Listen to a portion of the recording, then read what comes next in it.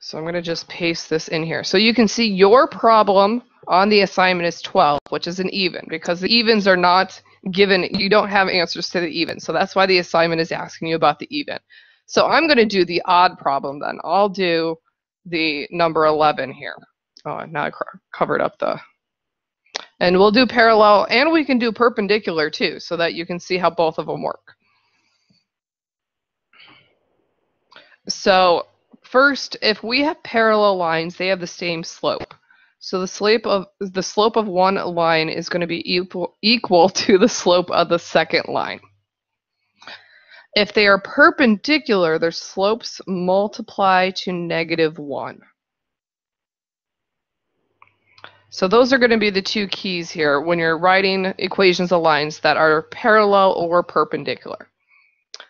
So we start with the equation that we're given. So for number 11, we have 5x minus 4y equals 8. In order to find the slope of that line, we need to have it in slope-intercept form, because then we can just read it off of the equation. So that means I need to solve for y. So I need to get the minus 4y first by itself. So I'm going to subtract 5x from both sides. So this gives me -4y equals 8 minus 5x.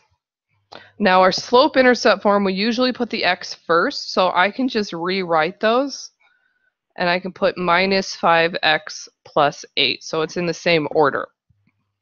That's using what we call the commutative property of addition, that you can just flip-flop those as long as you have your signs matching.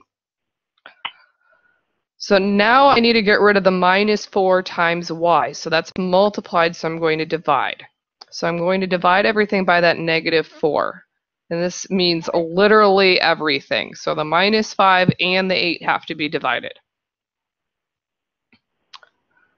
So I'm going to get a fraction here. I have -5 over -4. The negatives cancel, so I'm just left with a fraction, 5 over 4x.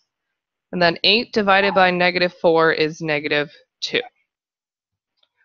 So the first step is to solve your equation for y. And then your slope is the value in front of x. So our slope here is 5/4.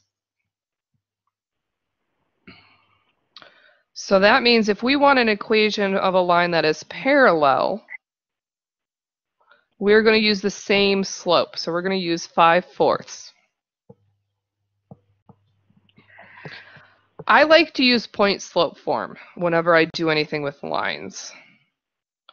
And that is y minus y1 equals m times x minus x1. So it's I prefer that, because all I have to, if I have a slope and I have a slope here and we are given our point, so I have everything that I need to use that form. So, whoops, I'm still in the highlighter. We don't want that. So I plug in for y1 and x1. So y1 is our x value. Is our y value, sorry. Don't want to confuse you guys. So the y is the second point in the ordered pair, so that's -2. So I'm subtracting -2. Our slope is 5/4. And then I have x minus x1, and the x is the first point in the ordered pair, so that's going to be 3. So from here, we want to solve for y. So the first thing is, if I'm subtracting a -2, subtracting a negative is the same as adding. So this is y plus 2. So I can rewrite that.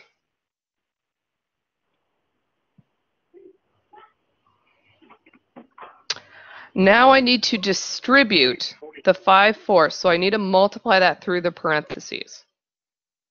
So I have y plus 2, that stays the same. 5/4 times x is going to be 5/4 x. Then I need to multiply it by this -3. If you have a fraction times a whole number, you're multiplying the tops of the numbers. So that's going to be 5 times the -3. So that's going to be a -15. and then your denominator stays the same. So I'm going to keep that as negative 15 over 4. Now, I need to subtract the 2 from both sides. But my 2, if I subtract it from something with a fraction, they're not, I don't have, a common denominator there. So those would be hard to subtract. So before I subtract 2, I'm going to rewrite it so it has a denominator 4, because that will make this math easier. So that is 2 over 1. I'm going to just write this over here. So if I want to have a denominator of 4, I need to multiply the top and the bottom by 4. So 2 times 4 is 8. 1 times 4 is 4. So instead of writing y plus 2, I'm going to write y plus 8 over 4. And this is because I need to subtract that from the minus 15 over 4, and so they need to have a common denominator. So now that I have a common denominator, I'm going to subtract because it's added.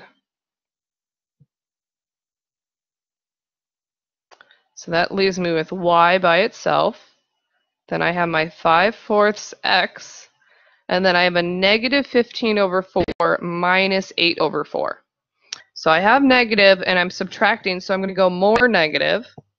And you're subtracting the tops of the numbers. So you have a negative 15 minus 8. This would be the same as doing 15 plus 8 and then having a negative answer, because we know we're going more negative. So 15 plus 8 is 23. So I'm going to get a negative 23 over 4. And then that is the equation. That would be your equation for a line that is parallel to our first line but goes through the specific point that we're given, 3, negative 2. So that is similar to the assignment, because the assignment asks you specifically to find the equation of a line that is parallel. So this would be the same steps that you would do on the assignment, just with a different equation and a different ordered pair that you're given. Okay. Thank you.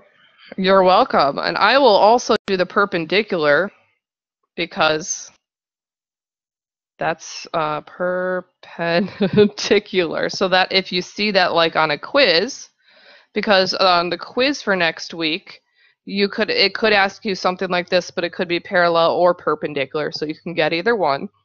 So a perpendicular line, we take our slope, which was 5/4. You take the reciprocal, so that would be 4 over 5, and then you change the sign. So we had a positive slope, so now it's going to be negative. So it is the negative reciprocal. You change the sign, and then you kind of flip it.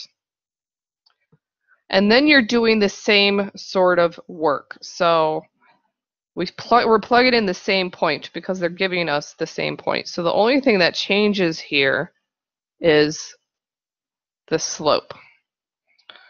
So we had 5/4 for parallel. Everything is the same. For perpendicular, it's negative 4 over 5. But the rest of that stays the same. So you're going to see that it's going to look very similar.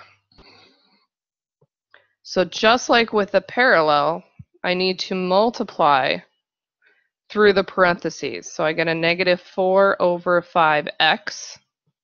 And then I have negative 4/5 times a negative 3. So a negative times a negative is going to give me a positive. And then you're doing 4 times 3, which is 12. So now we're going to get 12 over 5.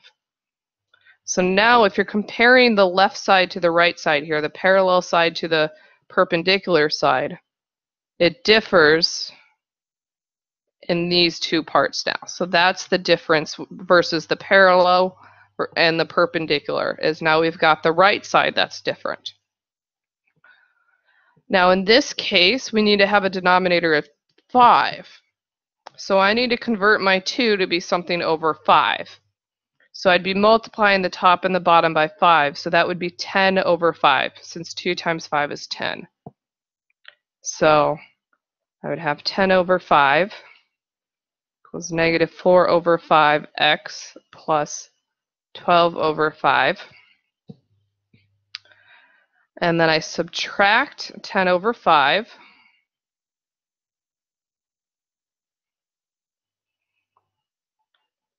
And then we get y equals negative 4/5 x. And then 12 minus 10 is a positive 2, so that's going to be plus 2/5. So this is the perpendicular line, and this is the parallel.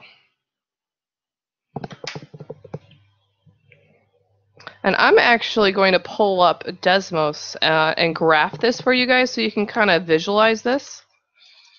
I think that will be helpful.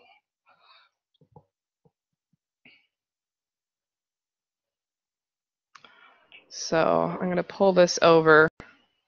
Actually, let's make that small so you can still see. So first, we're looking for things that are parallel and perpendicular to our given line.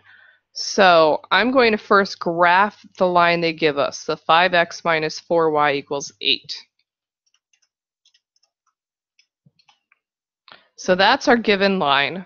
And then we want it to go through a certain point, 3, negative 2. So I've got that point, and then I've got the line. So we want a parallel line. So we found that equation. And that was y equals 5/4 x. Oops, I need to make sure my x is in the right spot. Minus 23 over 4. And so you can see that it's parallel because it has the same slope and it goes through the point that we're given. So that fits the requirements. You can always check your answer by graphing to see if it goes through that given point and it's parallel. The second one, the perpendicular line, if I move over to that one, I will turn off my parallel line. The perpendicular line we got was y equals negative 4/5 x plus 2/5. And so now you can see it's perpendicular, so it forms an x, and then that also goes through the point that we're given. And the only difference in creating those two lines was in the slope. And that was what created the difference between the two lines and how one was parallel and one was perpendicular. And so just like you can check your work with a perpendicular line as well, you can see, you can type in your equation and then see if it goes through the point that you were given and that it looks like it forms a right angle or at least an X with your line, original line that you were given. Does that help? Can I hover over the parallel equation and work? So here's the parallel. Let me zoom out. So here we've got the parallel and the perpendicular. I have them side by side.